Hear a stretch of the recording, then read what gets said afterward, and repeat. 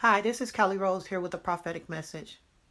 So, if everything in our lives was good all the time and we didn't have knowledge of bad, we really wouldn't be able to appreciate that good that we are experiencing wholeheartedly because we wouldn't have any knowledge of what it feels like to feel bad or to have a bad life.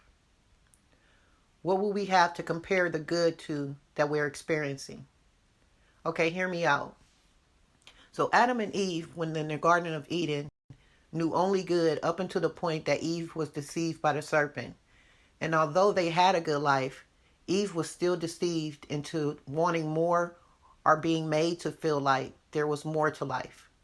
But really, how could she have known that she had all that was good in her life already? So I say that to say this. Adam and Eve weren't able to truly appreciate the good life that they had until they were removed from the Garden of Eden and put into the wilderness where they would have to work for everything they needed. But when in the Garden of Eden, everything was provided to them without them having to do anything because they were well taken care of and they lacked nothing. But because they didn't have knowledge of lack, they were blindly deceived by the serpent. The only difference between us and Adam and Eve is that we've experienced both lives, the good and the bad. And since we all have experienced the bad things in our lives, we all would agree today that we would just want to have a good life. Why? Because we all have experienced those bad things. So if we hadn't experienced all those things and only knew good, would we also be searching for more, opening ourselves up to be deceived? Because we're still being deceived today, even with all the experience we have when it comes to bad and good. We actually have more knowledge than Adam and Eve had, but we're still being deceived just as Adam and Eve did, who didn't have any knowledge at all of the bad things out there in the world because they were protected. Now, because we were put in this world, a world that was of good and evil, God decided to give us instructions so that we wouldn't be easily deceived by Satan. But because of our bad experiences that we've had in our lives, and because we didn't turn to God and His Word, that caused a lot of us to be blinded by our trauma, making it easier for Satan to deceive and persuade us into entertaining the bad things of this world. We leaned on our own understanding in order to cope instead of turning to God. And I'm being led to say that God will turn those bad things that happened into good. But that's if you turn to Him and not lean on your own understanding.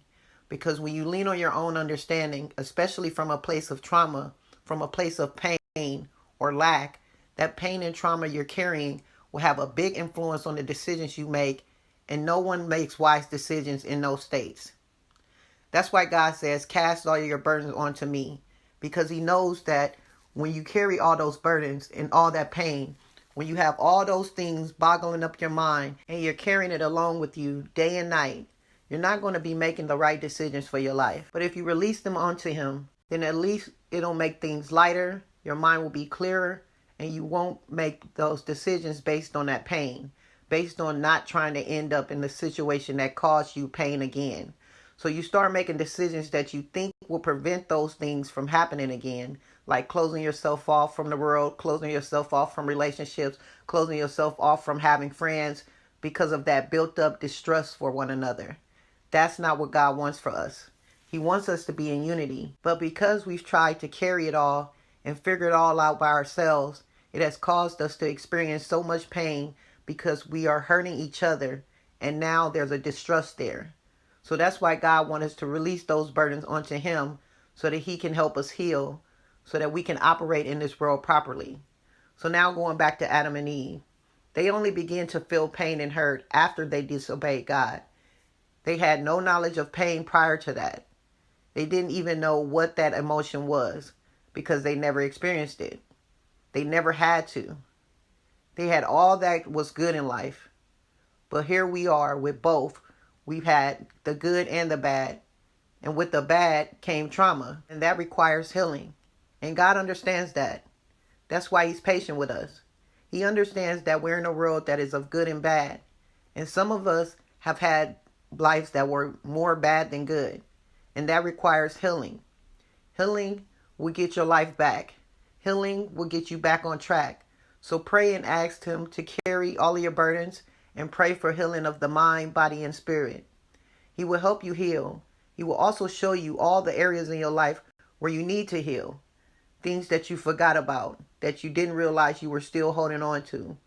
It will come back to surface, not to hurt you, but for you to close it out and let it go. Cast all your burdens onto him. He wants to free you from them all. But because we think we got over it, those things are still lingering in the background and orchestrating the way we move in our lives, whether we want to believe it or not. So you begin changing things to ensure you're not going to be hurt again. Your behavior changed, your outlook on life changed, and you begin to build something like a safety net around yourself. It seems like a good idea, but those things can make us close off our hearts, close ourselves off, and close off our emotions to each other to ensure that we never get back to that point where somebody could ever hurt us again. But when you close yourself off like that, you're closing yourself off from the world, period, and all the opportunities that can be sent towards you from God, because he's not going to send them to you knowing that you're closed off. He's not going to send your person to you if your heart is closed. So when you close off your heart unintentionally, of course, you're doing it as a means of safety. But at the same time, you're closing yourself off from opportunities, the good people that God wants to bring into your life. So know that God is not judging you for those things. He understands that this world comes with bad and good, and with the bad comes trauma. He just wants everybody to heal so that that part can be put behind us, so we can move forward and be able to open ourselves up to all the opportunities and new people that he wants to bring into our lives. And so that we have an open heart and be trusting of those people and opportunities that he brings in. And I want to tell you why God can't move things forward in your life until you heal, because you may overlook the person or mistreat them, and they could be the very person that God sent to your life to change it for the better. So I hope this helped you guys.